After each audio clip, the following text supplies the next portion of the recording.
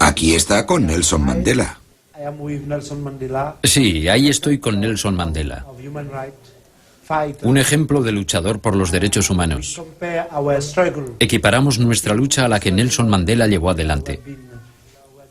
En la década de los 90, la lucha de los isleños dio un giro radical con el hallazgo de estos documentos en el Registro Público de Londres. Era la prueba que él y su gente estaban buscando. Estos archivos oficiales secretos, tanto tiempo olvidados, desvelan la conspiración en toda su dimensión y el cinismo con que se llevó a cabo.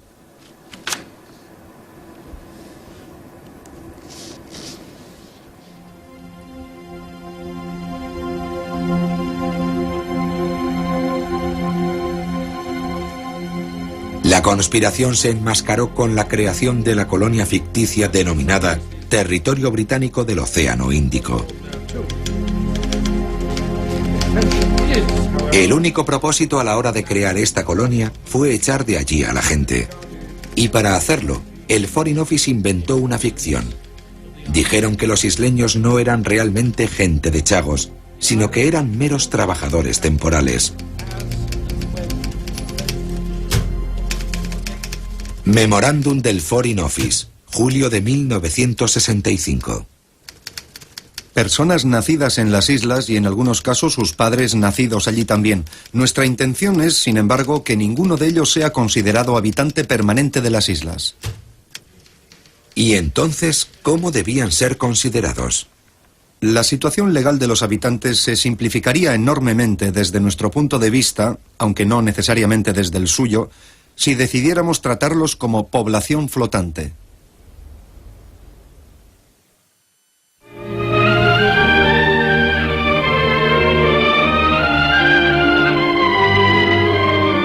Esta filmación del gobierno británico, efectuada en 1957, revela esta duplicidad.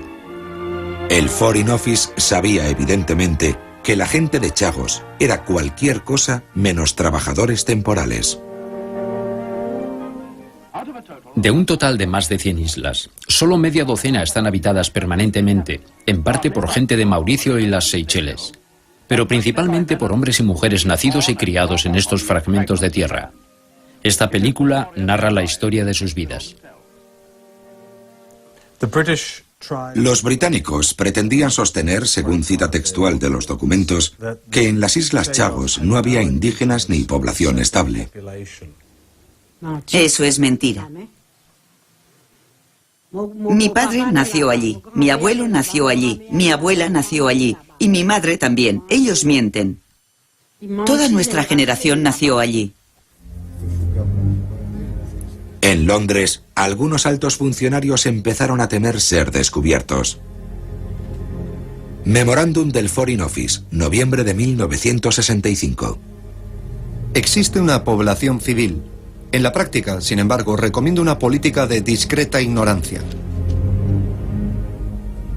En otras palabras, olvidemos esto antes de que la ONU nos llame la atención sobre ello.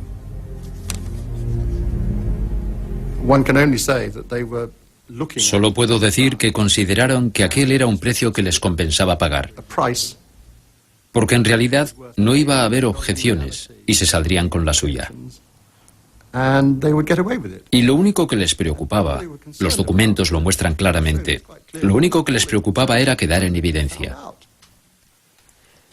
Aquel mismo mes, el representante británico ante las Naciones Unidas recibió la orden de mentir a la Asamblea General afirmando que las Islas Chagos estaban deshabitadas cuando el Reino Unido tomó posesión de ellas.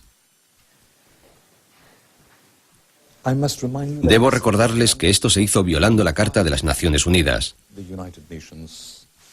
Por eso se llevó a cabo en el más absoluto secreto y mediante mentiras. No exagero los términos. Fueron mentiras, sucias mentiras.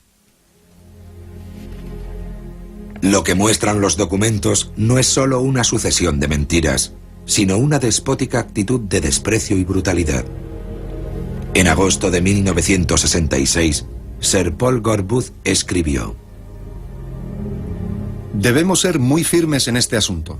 El objetivo de la operación era hacernos con ciertos islotes para que fueran nuestros. No habrá más población indígena que las gaviotas.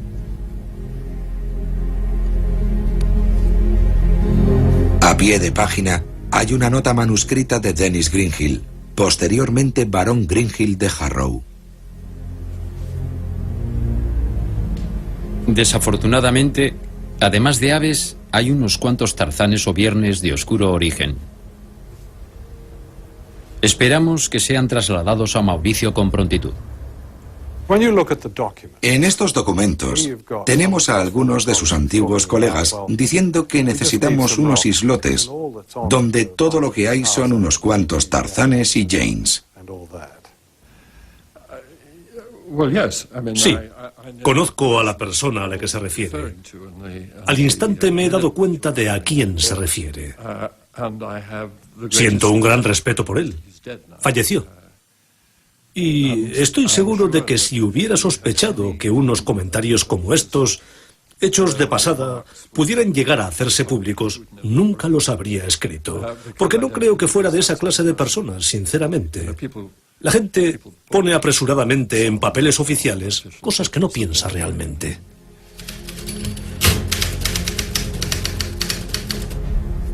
Los conspiradores empiezan a tener el viento en contra.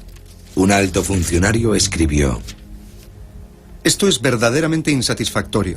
Proponemos declarar a más de 240 isleños, de forma más o menos fraudulenta, como pertenecientes a otro lugar. Pero todo esto es difícil de conciliar con el sagrado deber de la Carta de las Naciones Unidas. El sagrado deber al que se refiere obliga al Reino Unido a salvaguardar los derechos humanos de sus ciudadanos en todo su territorio.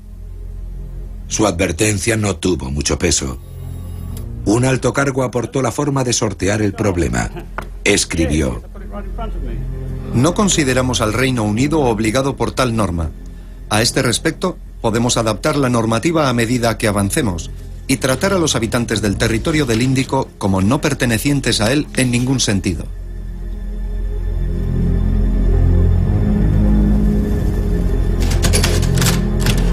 Este mismo alto cargo resumió toda la charada en el subtítulo de uno de sus informes: mantener la ficción.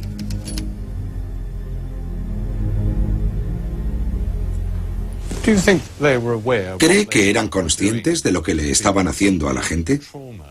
Del trauma que iban a provocar en los chagosianos. ¿Que si a esa gente de la oficina colonial realmente les importaba algo? Por favor, no. Bueno, sí, mantener su nivel de vida, su pichón para el almuerzo. Eran solo unos nativos. Nativos, sí, por desgracia. La maniobra llegó hasta lo más alto del gobierno. El 25 de julio de 1968, el secretario de Exteriores, Michael Stewart, hizo llegar al primer ministro un acta secreta. En aquel documento, Stewart reconoce ser plenamente consciente de que Diego García tiene una población indígena que se remonta al menos a 2 generaciones. Propone que el gobierno mienta al mundo diciendo que no hay población indígena. El 26 de abril de 1969, el secretario privado de Wilson escribió a Stewart diciéndole que el primer ministro aprobaba el plan. Los documentos demuestran que se decidió al más alto nivel por el primer ministro, concretamente por Harold Wilson. Sabía perfectamente que allí había una población autóctona y que iba a ser desplazada. El problema es que esta política se hizo sin ningún miramiento. No se siguieron cauces democráticos. Nadie hizo preguntas. Nadie estuvo allí para defender los derechos de los isleños. Sencillamente no existían como factor político a tener en consideración. Dennis Healy fue secretario de Defensa durante aquel gobierno. Cuando le solicitamos una entrevista, el señor Healy nos respondió: lo siento, me temo que no recuerdo nada del archipiélago de Chagos. ¿Qué opina de la carta de Lord Healy, según la cual no recuerda nada del archipiélago de Chagos? Cuentos chinos. Así de claro. Es un hombre inteligente y perspicaz. El 6 de mayo de 1969, el secretario privado de Healy escribió esta carta al 10 de Downing Street. Confirmaba que el secretario de Defensa había leído el plan de Stewart y estaba de acuerdo con sus recomendaciones. En Washington tenía lugar una conspiración paralela